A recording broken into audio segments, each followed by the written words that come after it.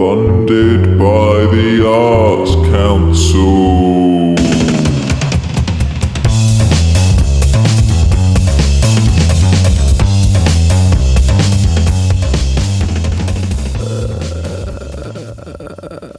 Hello.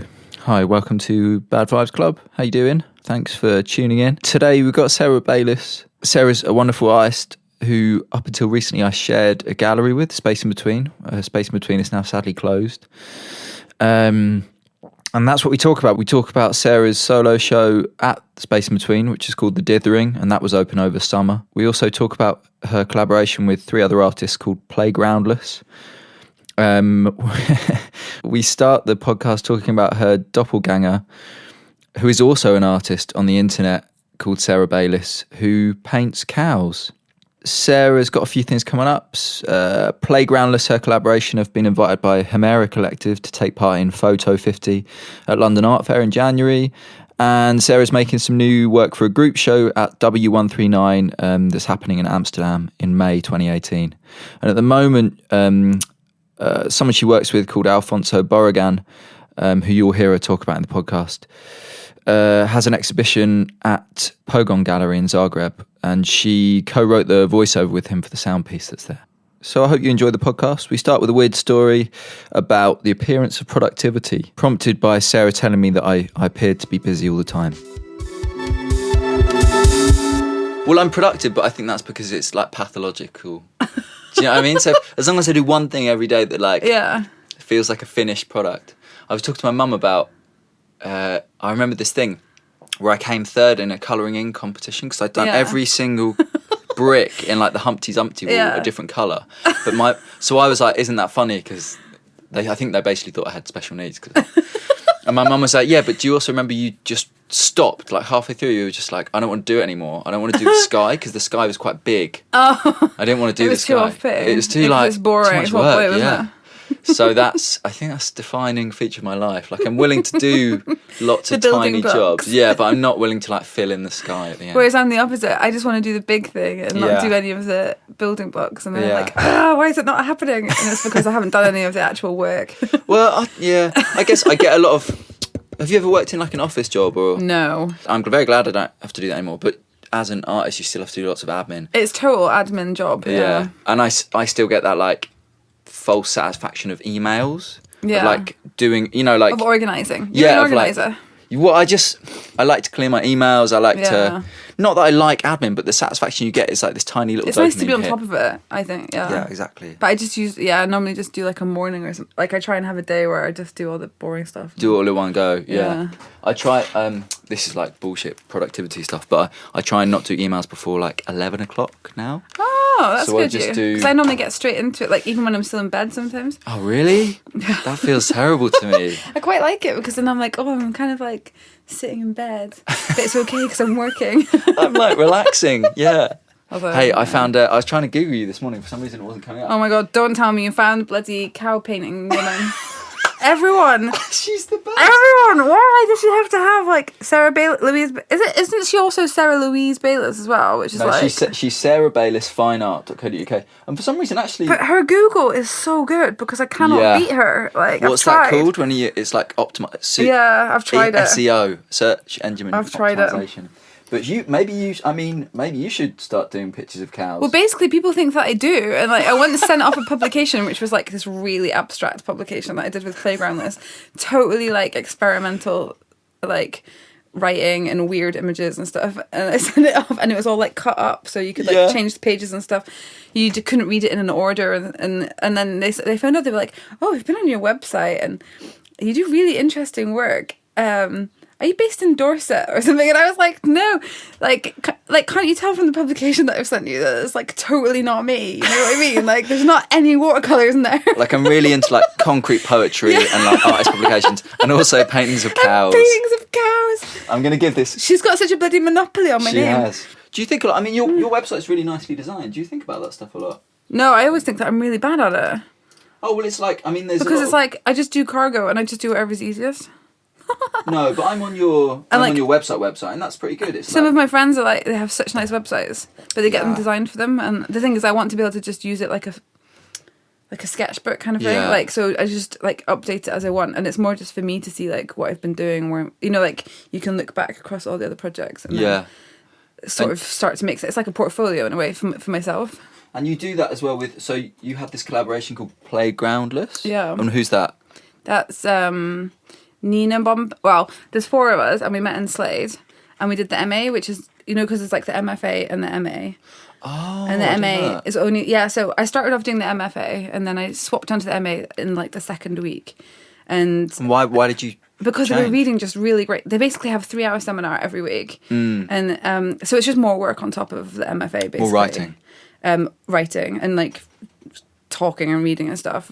Basically, I transferred onto the MA, and so we were just doing that on top of the MFA, and we weren't in like, some of us were in sculpture and some of us were in media, and there was 12 of us on the course anyway, so it wasn't like it was just us. But then, so we didn't really initially build up the relationship to be like a collaboration or anything. We were just people who were studying things, but I guess we got to know each other in a more kind of like through reading and through theory, rather than through our practice-based work. Sure, yeah. So, and then we just finished, and we'd all written our dissertations, and we all left, and like everybody went back to their countries and everything.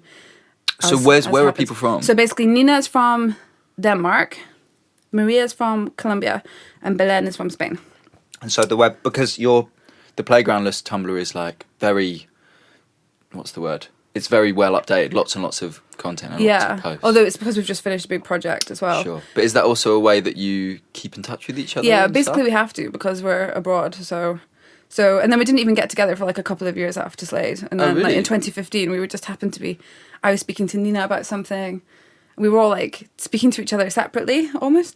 And then we were all just being really fed up with the same stuff. And so we just started to get together. And What do you mean fed up with the same stuff? we were, well, we were really frustrated with the art world and with the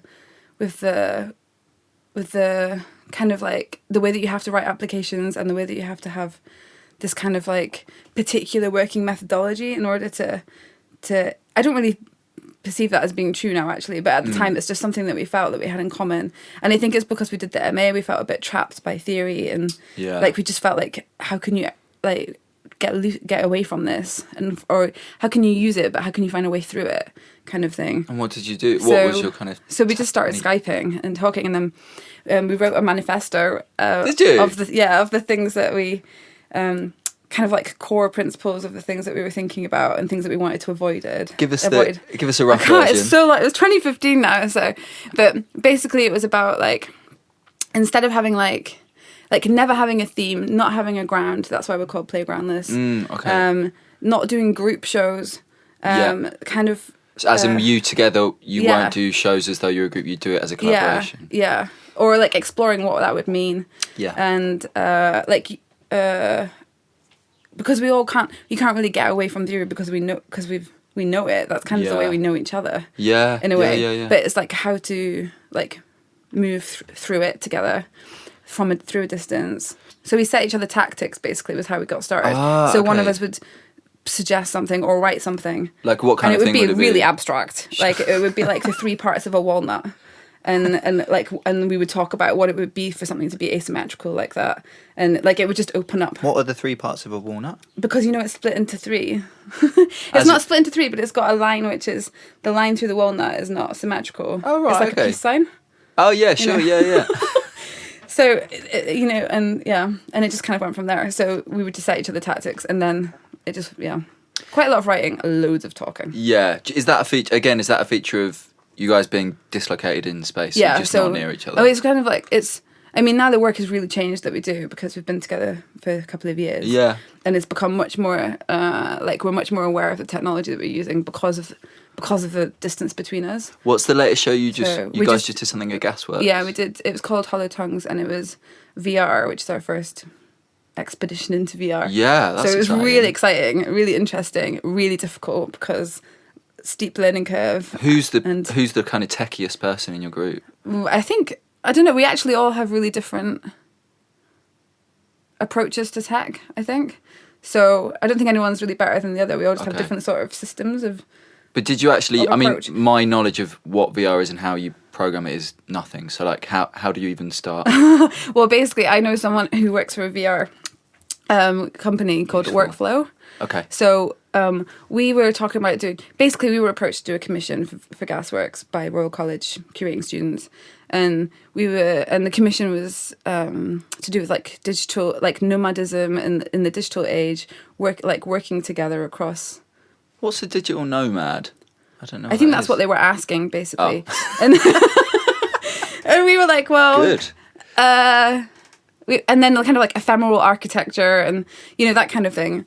I can't really remember the exact, it was a long time ago now, like even the initial proposal. And of course, things like really developed from there. Yeah, of course. But I suppose they approached us because we were artists working together across different geographies, like using the digital, like not because we were really techie, but because that's like the platform that's like available to us. It's the most practical way of doing stuff, isn't it? And so, Like and Skype in the end, with else. the VR, it's the same thing. It's like we weren't really using VR because we were trying to make a really slick virtual reality show. We were using it because it was like what we developed, which is really cool because it's like I don't think it's really been done before.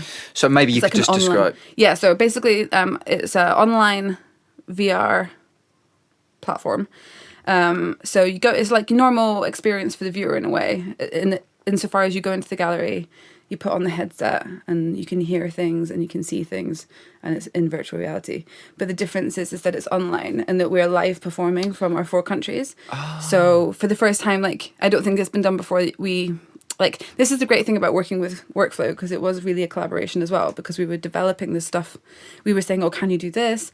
They were saying, oh, no, but we'll try. And so they were learning stuff about this platform, and we were learning about like the limitations to what we could do.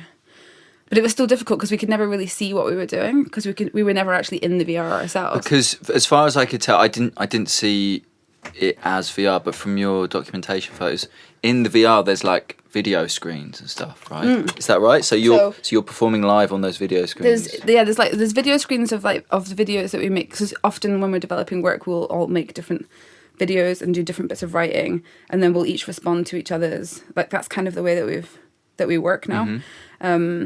And so there's like the videos that we made when we were developing the project, but there's also we were speaking live, so we had a script that we were speaking from our 4 different countries into the VR, and that's coming through as audio. Yeah, exactly. So it's like a live audio stream. Oh, okay. And it was also in the real space simultaneously as in the VR. So they were like, because we wanted to make a sort of crossover between the 2 spaces. And then what was the other thing that? Oh yeah, so we could also write subtitling live as well. Okay. So basically, it's like an online live performance. You can move things around. Basically every single thing that happened in the VR happened because we were manually doing it, kind of thing. Like nothing was programmed. Yeah, nice. So it was quite intense. Yeah. But I don't think VR has really been used in that way before. But for us, it was great because it's kind of like a meeting place where we can then, it's like being in the studio together or something. Yeah. But we can never be, and like we had the show and we weren't all here. Like none of us were actually in Gasworks, kind of thing. So. Must have been really lonely at the opening. No one's there. So yeah. And how long were you performing at regular times, or did you just? Yeah, I mean that's something we have to work on for next time, because we didn't really anticipate how intense it would be. So the gallery was open from 12 till 6, and we hadn't really programmed breaks or like we hadn't really considered that aspect of it, so it was really like knackering actually. Really intense, but it does mean that we're like much more familiar with the software now. How did and you we're go all to the quite toilet? confident. I don't even ask. It was like, I'm just gonna run now.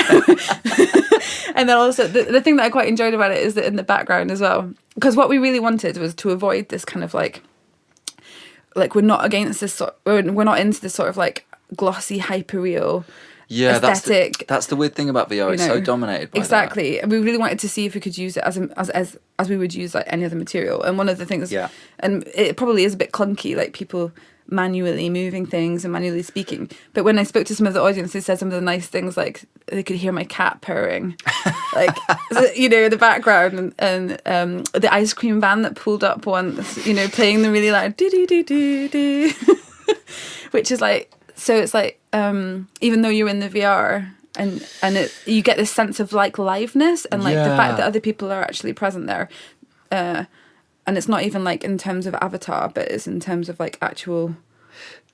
I don't know. I guess there is like a sort of physical presence there. It's weird, isn't it, with VR that you can tell that it's still like a new technology, because that kind of slippage between real and virtual isn't normally allowed. Whereas now, like in Skype, it's about reality. You're not really thinking about it. It's an invisible kind of technology. Yeah. Whereas VR is such a like presence because of all the equipment, I guess, and the newness and the expense and stuff like that. Do you think you'd use it? Do you think you'd be able to use it in a more? Do you think you'd be able to use it like a studio? Do you think it will get to that point for you guys where that might be an actual working technique? Yeah, I mean, we're keeping we still have the project online, so we can change it as much as we want now. Yeah. The only issue is that we rely on workflow so much to like, there's loads of stuff we can't do basically, or we can do, but it takes us ages. So it's much faster just to ask them to do it. What kind of thing are you talking about? Like 3D modelling. Out of the four of us, only Belen spent time trying to master that, and it took her. I think she did like a 1 day, like training yourself off the internet thing, and she built a cup which a piece of cloth dropped into, which was really nice.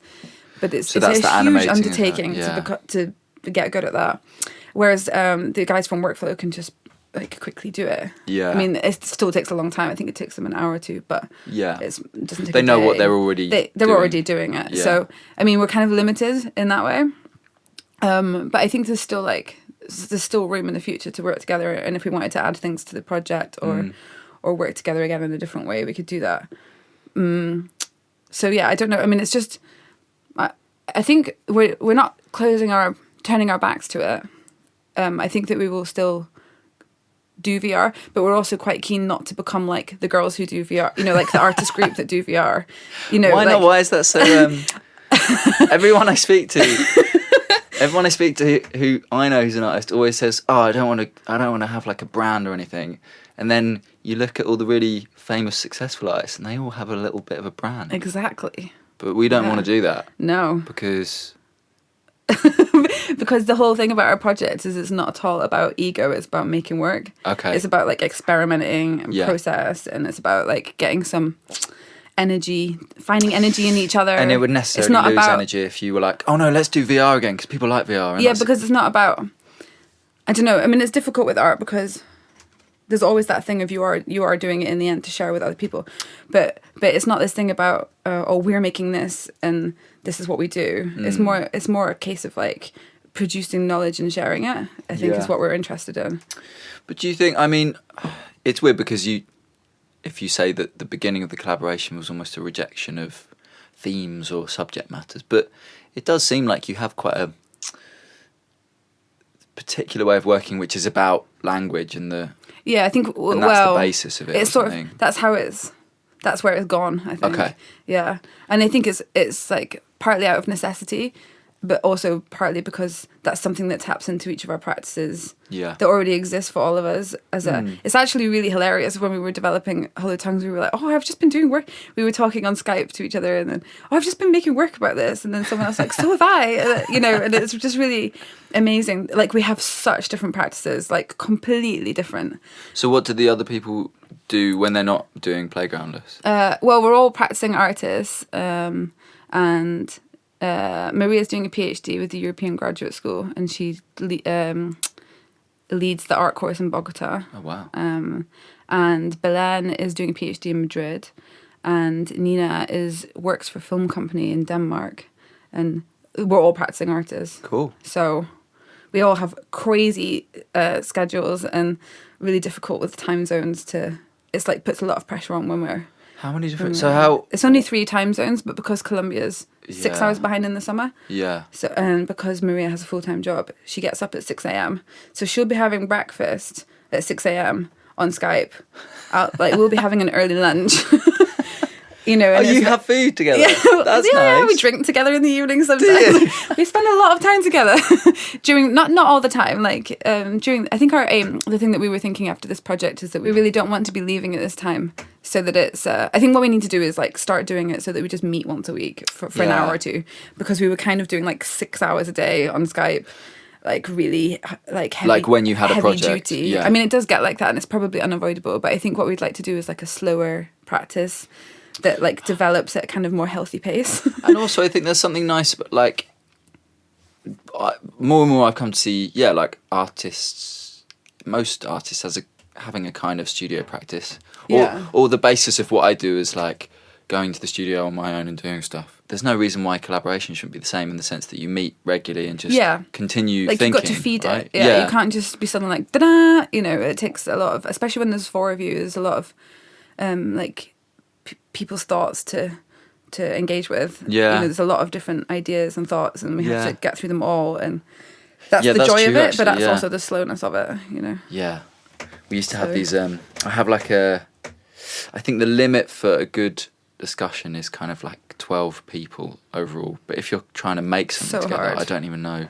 So hard, yeah. So, what did you say, 4 people? Yeah. That's quite a lot of people to It work is, with. but we found a way of working. I don't think, I think you have to like have this, we've developed a way of working together, and it's through like shared interest. Yeah. And we're quite passionate about what we do, so it's not very difficult actually. And now that we've been working together for a few years, we really like understand each other in that way now. Yeah. So, but I'm sure it would be, I think it's quite a unique situation maybe.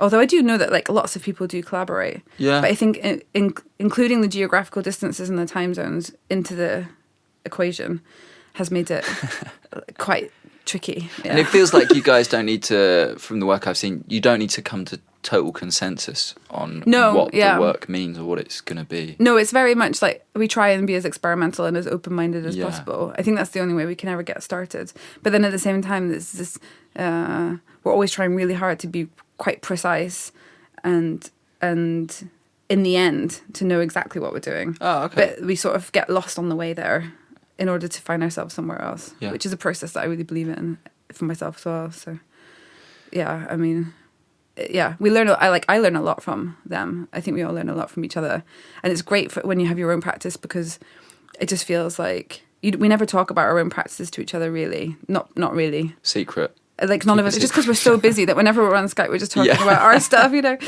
So it's kind of I don't know. It's like a really kind of productive way of not doing your own practice. Yeah. In a way, and it really feeds my practice. Yeah. I think that's I mean, you know, we were talking earlier about like busyness or whatever, but the reason I do lots of different things is because they all kind of end up helping each other. They don't necessarily feed into each other directly, but like taking time away from each one seems to allow them to be exciting when I come back to them or whatever. Yeah, and in the end, actually, everything is quite connected. I think it's not so obvious, but they are. I mean, we were talking earlier about like the kind of work you end up making, and I think for me, having this music studio, for example, it's like ended up that sound has become my natural area of interest. Is that the same for you in film at the moment? Yeah, I mean, I think I can't help but think, maybe it's not true for everyone, but it's often like quite circumstantial what you end up doing as an artist, depending on like whether you have a studio or not, or like in a way, I think the reason why I got into film was because when I finished uni and I hadn't done any film during my BA.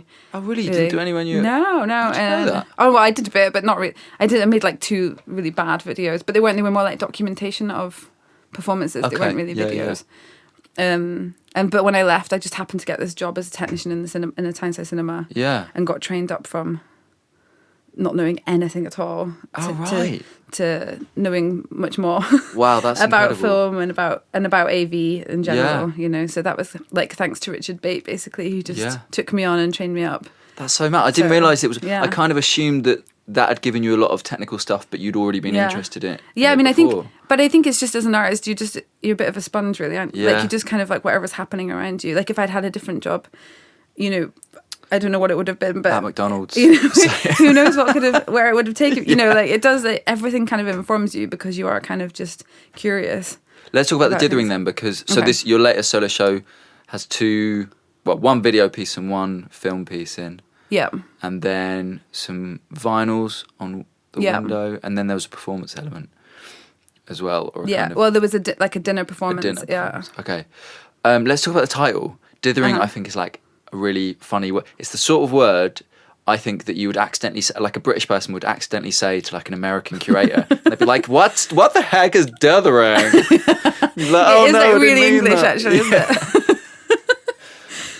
It's like fannying. No, it's not quite the same as fannying about, but it's like got a similar... It does have a sort of traditional ring to it, though. I guess dither is quite I don't know, it does feel like a sort of old word. Yeah. Somehow. What exactly would you say dithering is? What's the meaning? Well, Yeah, I would say, well, I can't help but tell you just the dictionary definition go because for I've it. looked it up so much, but it's basically an agitated state of uncertainty. Agitated state of And the uncertainty. reason why Okay. they use like they call dithering and sound and then like using the dots and images. Forgive my Wait, what's non-technical. dithering in the technical? And there's like it's like a create. Now, what is it again? It's like they apply noise to something to make it stop being noisy. It's like to make it, because they've compressed it, there's less information. So if you add a layer of noise, then it makes it look a bit smoother or something? I think so. Is that one? I should really know this, but I mean, I did know it, but because I didn't really then do anything with it. But it's like my reading of it anyway, which is often what happens, which isn't the truth, is that like you apply chaos to something in order to make sense. Yeah, okay. Yeah, that's really weird. They seem like quite opposite. An agitated state of uncertainty. I guess that's, uncertainty is the element that the chaos you're introducing to. And I think that also it's the grass can dither in the wind. Oh, really? Which is like a sort of trembling. That's nice. Yeah. Yeah, that's really lovely. Are you a ditherer? Yes. Absolutely incapable of making decisions. Really? Yeah. Which is why it's so hard when there's a show. Yeah. I was thinking the other day, I'm not a ditherer, I'm decisive, You're a doer. but I'm a fannier. So Are like this you? morning, so I'm decisive. So I'm very good at like saying yes or no to things and like quickly deciding what I want to do. Oh, yeah, But I'm like the opposite. actually carrying out the things that I want to do. Like this morning, I just didn't do anything.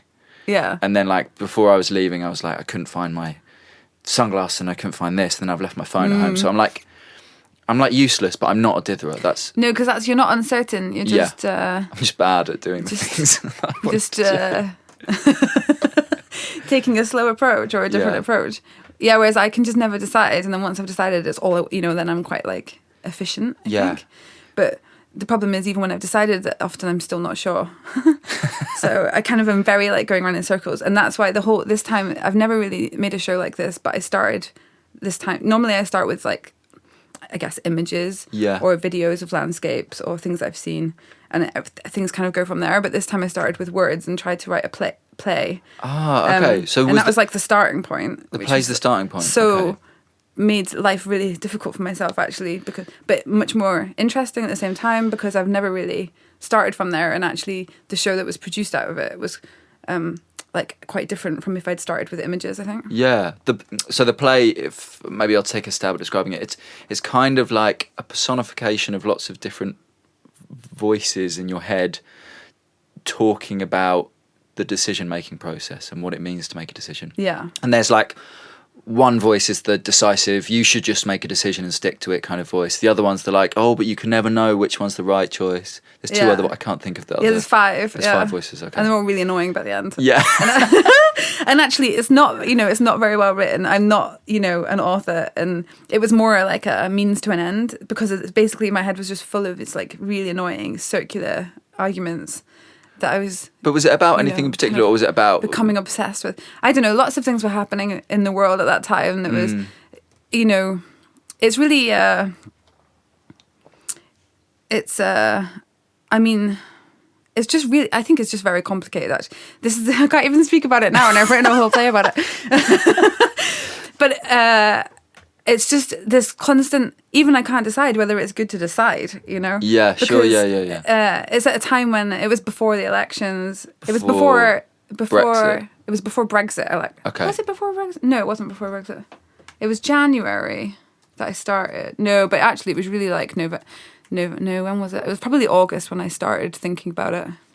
August after last year. Oh, okay. So but I after didn't really. I wasn't Brexit, writing the play until after Christmas. But I was just thinking about how compromising it is to always have to make choices when all the choices are basically the same, or often it feels like that. And then actually it's more interesting to change the whole dialogue rather than kind of get like knuckled down inside this web of like things which are all really compromised anyway. Yeah. Although you don't, do you have a choice to actually leave that kind of... I don't know. It's so weird. I mean, if we're talking about politics, like this sounds really bad, but I do engage in it, but I just don't listen to the news or watch the news. Yeah. So I know what's going on in the world and I'm engaged in thinking about it, but I don't have any like normal information about it. But then, but what is that? You know, that's. Well, I guess that's kind I of just, the question. Yeah. But then I don't feel like I need to make decisions about it. I just have like various opinions about it. Yeah. I don't know. But then you kind of, you know, the thing that I was thinking a lot about was how interconnected everything is, and about how like it's if you look at it in this way, there's so much pressure, because if you don't do anything, it has an effect, and if you do something, it has an effect. So and, is that what know, so there's a piece in there called YOLO, which is a scratched 16mm film, right? Is that right? Yeah. You just scratched No, an I animation? just wrote it. I wrote it, and the whole thing okay. was that I was thinking a lot about like if you keep doing something over and over. I was thinking there was a few different things going on. I was reading a few different things, and all these different bits were feeding into each other. But one of them I was thinking a lot about was like repetition and circularity in terms of uncertainty. And if you keep returning to the same thing again, like each time maybe it does have more resonance or it takes on a new meaning, maybe. What do you think about the phrase "you only live once"? I think it's ridiculous, you know. Oh, really? Yeah. I think it's really. I think it's interesting. ridiculous. I don't know. I'm not sure you do live once. Like, I think you live like so many lives at once in a way. Okay. Do you know what I mean? Like, Oh, that's an interesting. I was thinking the other way. I was thinking it's often used when someone's like going to have a bit of cake or whatever. Or yeah, like you have. It's a way of have like, another drink. just go on, you know. But in another way, it's like, if you only live once, that's also like a terrible existentialist thing, which is like, you Yeah. can only make this decision Yeah. once, like, and then you're stuck with it forever. Yeah, or it's the other way where you only live once. Like, who cares? Just Yeah, you know, like, fuck it. Yeah. Yeah. So it's quite like it can, depending on which way you look at it, I guess. Yeah. But I just find it hilarious that there's like a hashtag YOLO. Yeah. I don't know, as like as a thing, and I was just sitting in my studio, which is my kitchen, just going, oh, how to make decisions. Well, oh well, you only live once. I don't know. And then this idea of sitting and handwriting on every frame, because there's like must be a couple of meters Yeah. of tiny frames, you know, because Yeah. it's 16 mils. So what do you use to draw on them? Just like a whiteboard pen, you know, like a acetate pen. Yeah. Because I could have done it scratch, but I would have done it into like black 16 mil. Oh, and yeah, it would scratch okay. through, so it would be like a white. So it's the other way around, projection, isn't it? Yeah. I really like, and you just said about interconnectedness. I really, really like the vinyl wall drawings, which were all, I guess, bodily metaphors. Is that the right way of describing them? Yeah, like They're language called that body we language, use. right? Yeah, it was kind of the same thing. Like I was thinking about making decisions and stuff, and then at the same time, I happened to do this really good program on BBC Radio. Can't remember what channel, probably 4, and it was to do with the uncommon senses, I think it was called, or something that's like good. that. It was really good, and it was just playing whilst I was sitting there. In the And what was it background. about? And it was about well, the one that really stuck with me was the one about hyper empathy, which was featured yeah. like in the video, and it's to do with the fact that, and I really like it because it's kind of like these kind of assenting bodies that are just doing their own thing.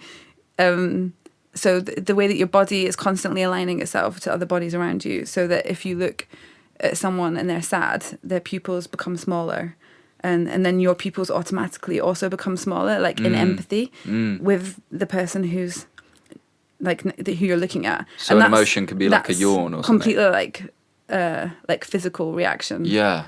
And I really like this idea that all your bodies are constantly aligning with each other. Yeah. Like unbeknown to their kind of owners. Although I don't really believe in like that kind of like owner of the body thing, but the drawings are things like gut instinct, no brainer. yeah, rule of thumb. It's like things that ways of measuring or understanding or deciding. Yeah. But like using your body, I think. And I was reading this other thing at the same time, and I was really interested in this because of the connectivity thing and making decision thing. It seems to be like a very human problem of like possibly made by ourselves, because we just seem to be kind of thinking of ourselves as quite separate from things when actually we're not. And I was reading this book, and it was saying that the human lung is like I can't remember the exact words, but it was just basically saying about how it's a great organ for the times, because actually it's like the total like non-division of human and non-human. Because lung? like because the skin like isn't really a boundary in that situation, because you're breathing in like non-human chemicals. Have you heard of the biome? No. My fave new thing. So the biome is like the bacteria and stuff that live in your skin. Yeah. Which like I think people have talked about. There's like a certain bacteria that is on your elbow that softens the skin, which allows it to stretch. So these bacteria which have evolved in tandem with us to like kind of in a symbiotic relationship.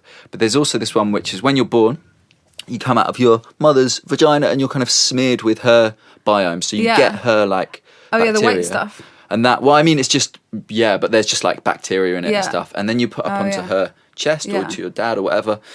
And then you get their bacteria and that stays with you. Yeah. And basically every time you like shake hands with someone else, a bit of their biome goes onto you, but normally your biome like kills it. But depending on like how strong it is. Yeah. So we're all kind of infecting each other. Yeah, exactly. But also with a non-human thing, which is really exactly. nice. Yeah. But it's this thing where like it's essential, but it's also definitely not human. Yeah. Like by no one's definition, but that's because our definition of the human is so like exactly incorrect. So crazy. Yeah. But then we're also just like big tubes anyway. We like eat stuff, precisely. And breathe stuff. Yeah, and I think I was thinking. I was just thinking about the skin isn't really there anyway. So why do we? It's like our over reliance on our eyes kind of thing. Like why do we not actually like really like use our bodies or like respect our bodies as decision making tools? But is there something about like imagine how much more aware of our environment we'd be if we thought in that way rather than if we thought with our eyes. But is there something about, I can't remember what I was listening to something today, and the difference between humans and animals isn't necessarily levels of consciousness or anything, but like humans in societies definitely are thinking about the future a lot. Yeah. So if you're making a decision now, then maybe you'd go with your gut, as it were. Yeah. But then if you're making a decision that involves like the future, you don't know what your body feels about that or something. That's true. Then it becomes more like, it becomes quite abstract and quite sci-fi though to think about the future in that way when you think about it as like a body being in space. Yeah. Because those things are constantly changing. Because that's essentially what you're saying is like, what will I want to have happen in the future? I mean, it's just too much, isn't it? I can't even decide what to do today. But actually maybe it's really important because it's only by like contemplating the way that things are and the way that things like maybe could be better and then trying to implement small change, because there's no way you can just change things overnight. But I do think that change can happen, but only if you push for it, and that takes a lot of time. So like you might start doing something now and it might take hundreds of years for anything to come of it. And that of course is like a completely anti-humanist way of thinking of the human, because it's like it doesn't involve the individual anymore. You have to think about generations of people, as it should, because or not just people but everything. Like a sort of interconnected situation. So the film felt like it was or the video, sorry, is that called The Dithering? Yeah. Okay. So that video felt like it referred to ideas in the script, this idea of trying to make decisions, but it's not from the script. No, so I wrote the play with just a way of like getting some stuff out of my head and trying to clear it out so that maybe through that I would find my way forwards, because I was quite kind of lost at that point. And so basically it's kind of like everything was expanded from the play, but not like the play. So the play would never be acted or anything or filmed or whatever. It's just a kind of tool, I suppose. And so with the film I wrote a narrative which was still exploring the idea of uncertainty, but kind of through the idea of this person who's trying to do something and they keep trying, they can't ever get there, sort of thing. So they're trying through repetition, and they're trying through hyper empathy, and they're trying all these different sort of approaches, and in the end they just get really, really lost.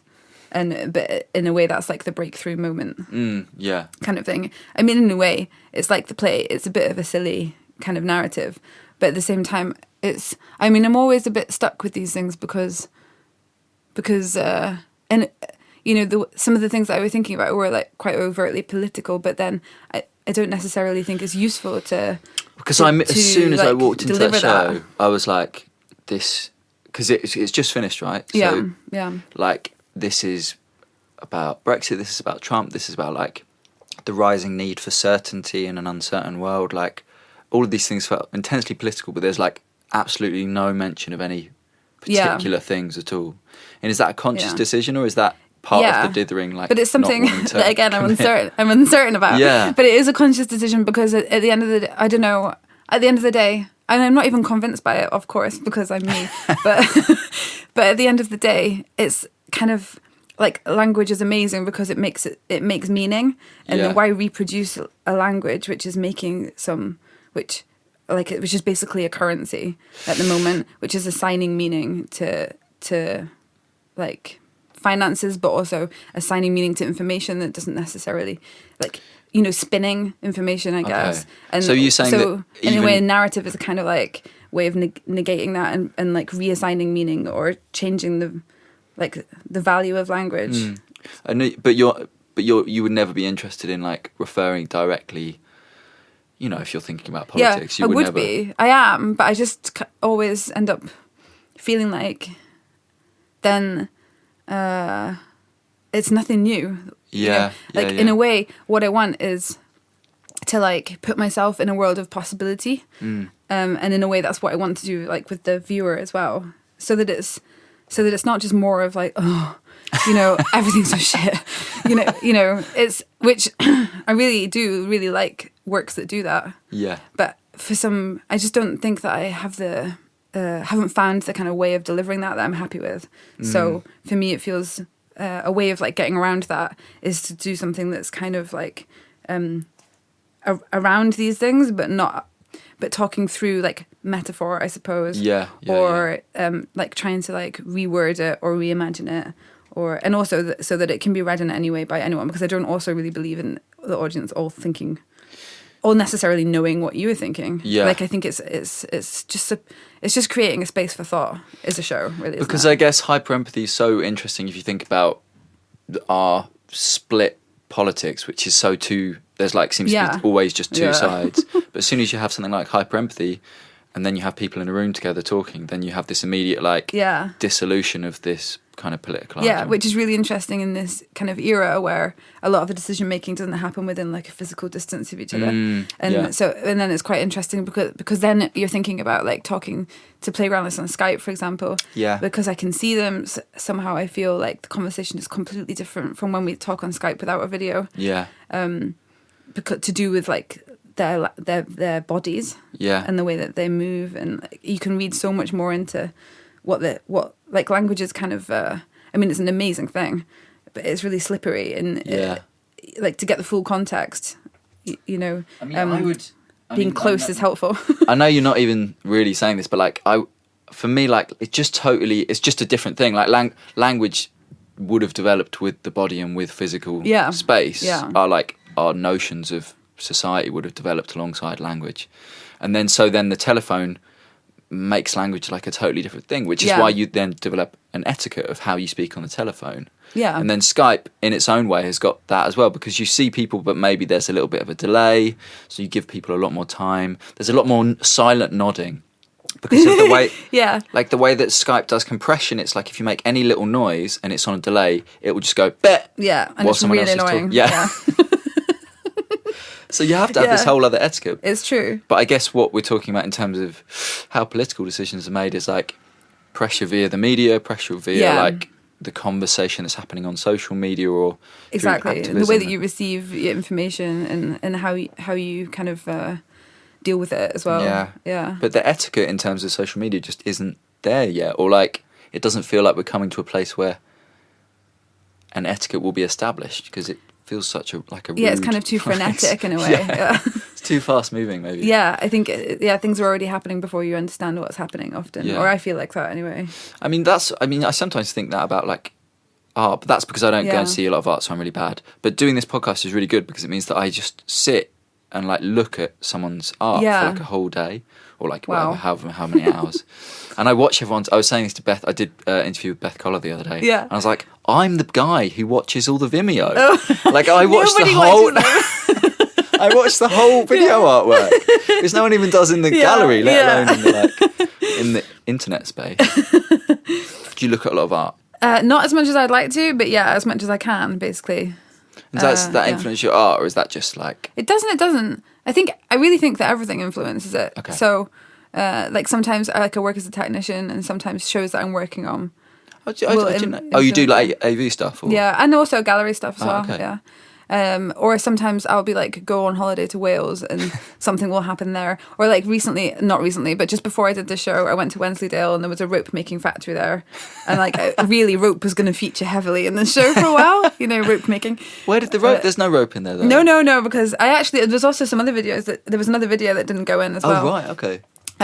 Just because I think the space just wasn't, working with, you can't put too much. Yeah, in, and I already felt like there's quite a lot in it. Yeah, I really like the gallery space. It's small and it's quite narrow. Yeah, and it's narrow and it has windows down one side, which used really well with the vinyl. Yeah, I was quite pleased with how they turned out because it was unpredictable and I really wasn't sure. I was thinking it might be awful, but I was quite pleased with them. It's quite mad. It's like, to describe it, I guess the windows are double glazed, and because you put them on one side, put them on the outside.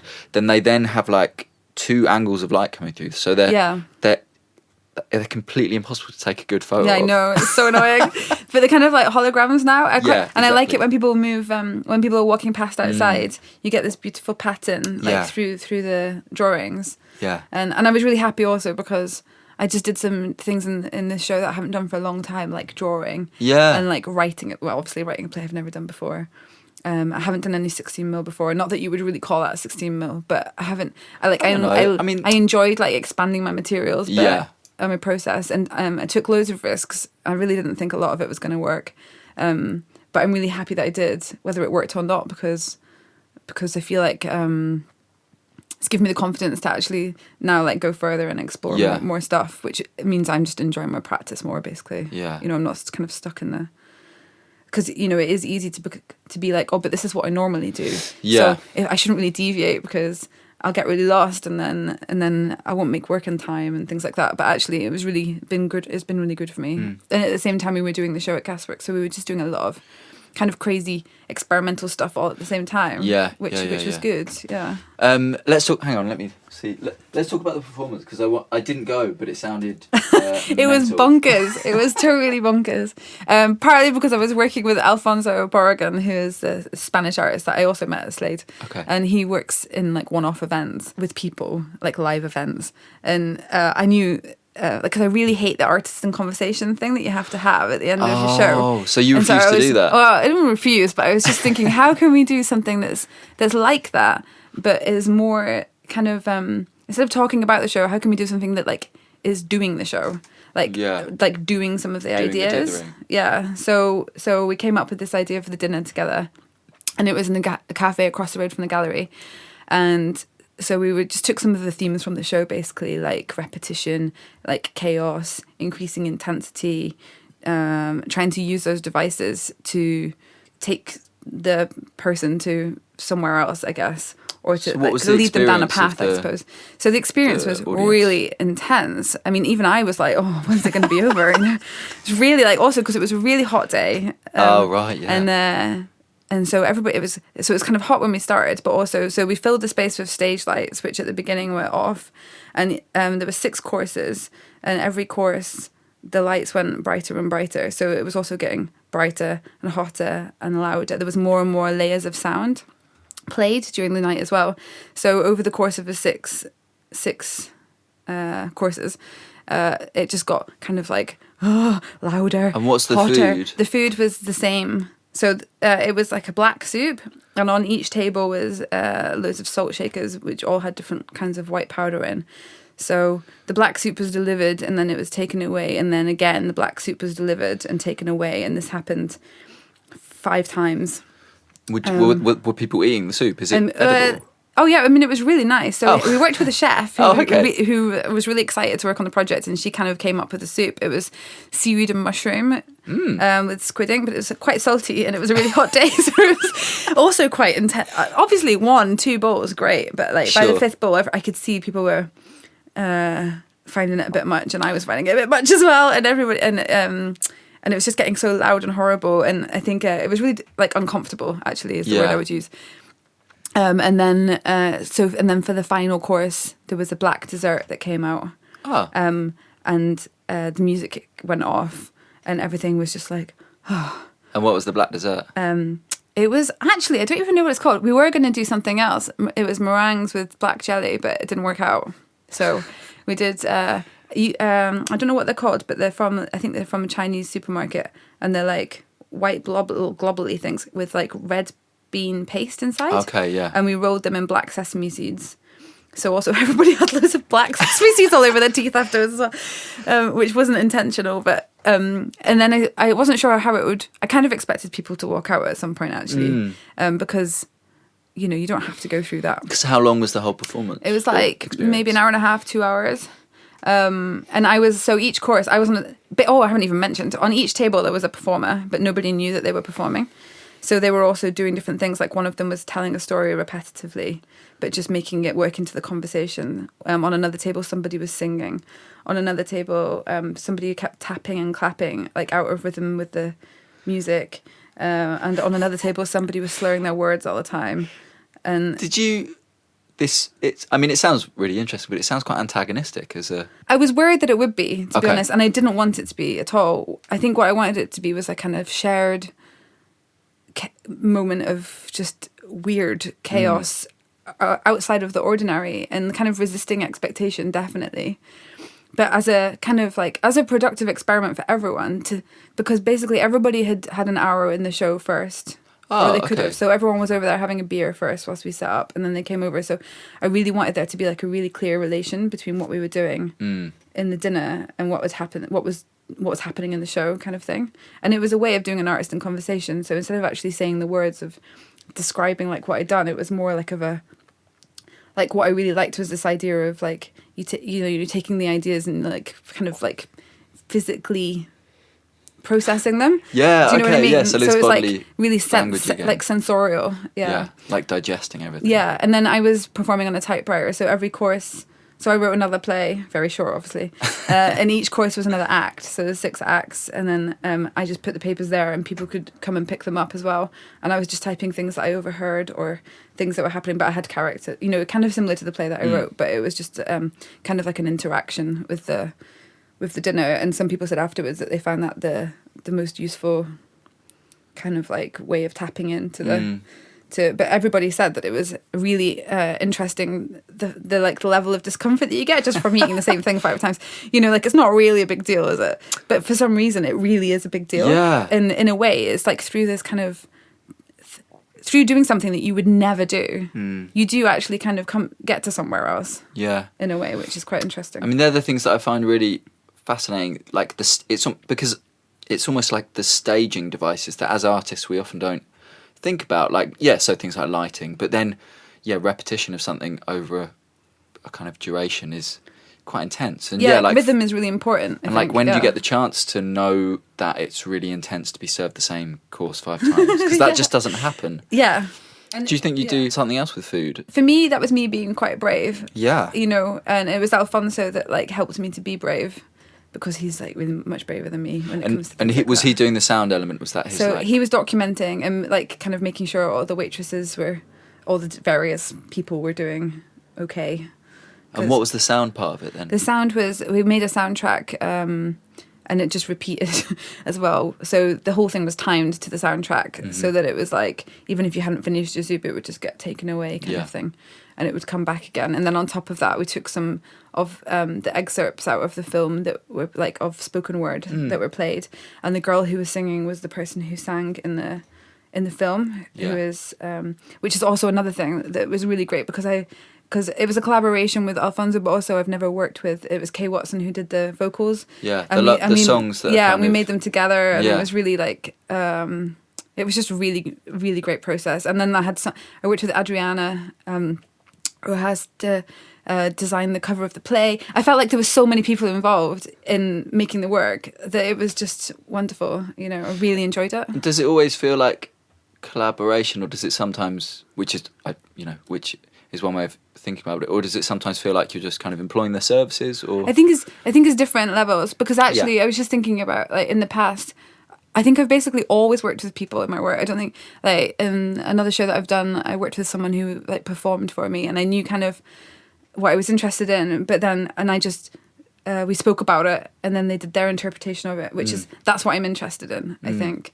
so. I don't know if you would call that a it's different from the work with Playgroundless, because that's really like I mean, it's all collaborations, I guess, but the collaboration with Playgroundless is much more like everything is really decided together. Yeah. And everything's talked about, everything's really shared. Half the time we don't even know whose idea it was in the beginning. Like the authorship thing is really different. I was thinking about this. It's like a recognition of an already existing kind of relationship. So if you're already friends and then you have collaboration, I think all of those collaborations are always about like equality and equal input. Yeah. Whereas I think if you come to a collaboration through asking someone to do something very particular for you, then you've like created the collaborative relationship which you can then carry. I mean, obviously these relationships or can maybe change, like you could call it like that's working with someone. Yeah. Whereas collaborating is more like sharing with someone. I'm not sure. Like it's definitely a case of I would never, when I'm working with someone, even like with workflow, or like there was a person who did Adam Parkinson under the name Dane Law did the sound for our gasworks thing. Oh yeah, sure. And it's the same thing where, you know, we approach someone and tell them what we're thinking about and what we're interested in, and then they come back to us with the things that they've responded with. So it's not like you would never tell someone. I've never in my life, like when I've worked with someone, told someone exactly what I want. I've just said, oh, this is what I'm doing and this is what we're thinking about and stuff. And then and then leave it open, because I really like that element of like not having control of everything.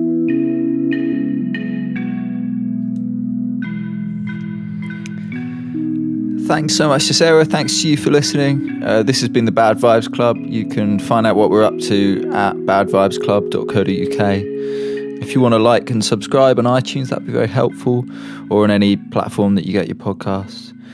We've got loads of events coming up. We're off to Derry next week at the end of October at the CCA for workshops and some performances, and then we start our residency at Flat Time House from November, so we'll be running reading groups and events there until April. Okay, thanks.